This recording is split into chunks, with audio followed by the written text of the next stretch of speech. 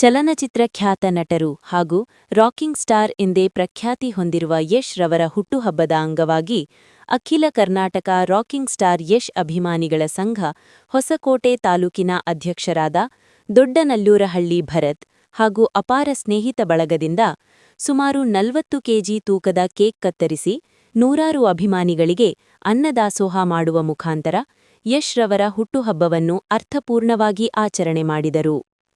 ಇನ್ನು ಇದೇ ಸಂದರ್ಭದಲ್ಲಿ ಯಶ್ ರವರಿಗೆ ಹುಟ್ಟುಹಬ್ಬದ ಶುಭಾಶಯಗಳನ್ನು ಕೋರಿದರು.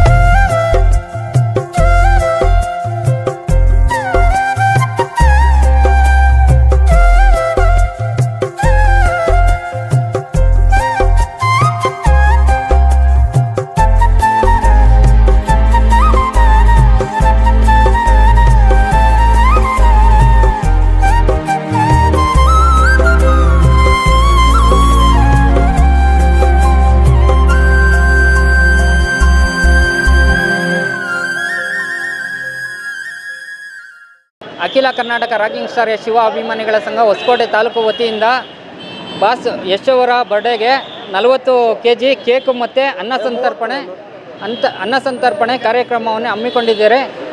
ಅದೇ ರೀತಿ ನಮ್ಮ ಸಂಘದ ಎಲ್ಲ ಪದಾಧಿಕಾರಿಗಳಿಂದ ಏನು ಇಲ್ಲ ಟೋಟಲ್ ಪದಾಧಿಕಾರಿಗಳು ಎಲ್ಲ ಸಂಘದ ಎಲ್ಲ ಪದಾಧಿಕಾರಿಗಳಿಂದ ನಮಗೆ ಎಲ್ಲ ಹುಟ್ಟುಹಬ್ಬವನ್ನು ಆಚರಿಸಿ ಯಶಸ್ವಿಗೊಳಿಸಿದ್ದೇವೆ. ಅದೇ ರೀತಿ ಮಾರ್ಚ್ ತಿಂಗಳಲ್ಲಿ ಟಾಕ್ಸಿಕ್ ಮೂವಿ ರಿಲೀಸ್ ಆಗ್ತಿದೆ. ಅದೇ ರೀತಿ ವರ್ಲ್ಡ್ ವೈಡಲ್ಲಿ ನಮ್ಮ ಯಶ್ ಬಾಸ್ ಅವರು ಒಳ್ಳೆ ಸಾಧನೆ ಮಾಡಲಿ, ಕರ್ನಾಟಕಕ್ಕೆ ಒಳ್ಳೆ ಕೀರ್ತಿ ಪತಾಕೆ ತರಲಿ,